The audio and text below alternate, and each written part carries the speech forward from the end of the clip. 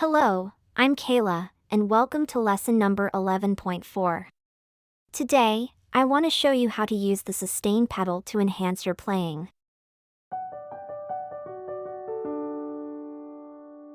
It can also be referred to as the damper pedal.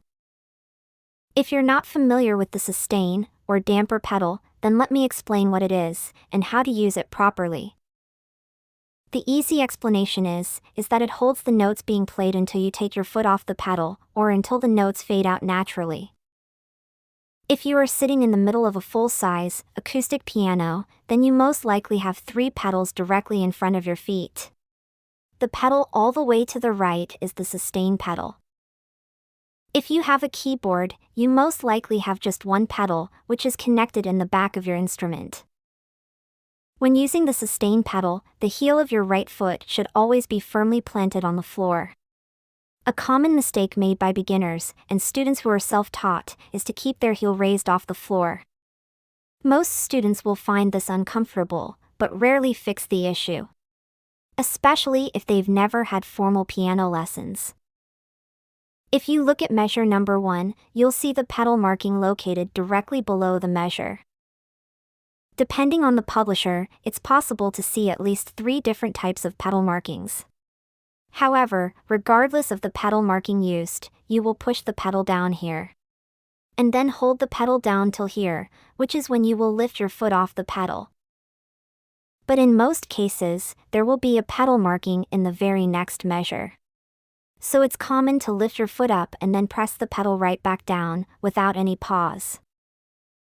This is the formal way of using the pedal. However, for students who are self-taught or don't read or use sheet music, the common rule of thumb is to lift up the pedal every time you change chords. If the music stays on the same chord for more than one measure, then it's a good idea to lift up the pedal at the end of each measure. What you don't want is the sound of notes running together. This will be very noticeable. To be honest, it will be hard not to notice. That's how bad it will sound if you hold the pedal down too long. While the sustain pedal was designed to hold notes to create a smoother transition, you never want the notes to mash all together. So the best rule of thumb to follow when using the pedal is to lift your foot when you begin to experience this running together of notes. Once again, if you don't use written music on a regular basis, the best rule of thumb to follow is to lift up the pedal every time you change chords. Well, that's it for today's lesson. I hope this helped. Keep in mind, it will take a little practice to really get comfortable using the sustain pedal. So don't get frustrated if you don't get it right away.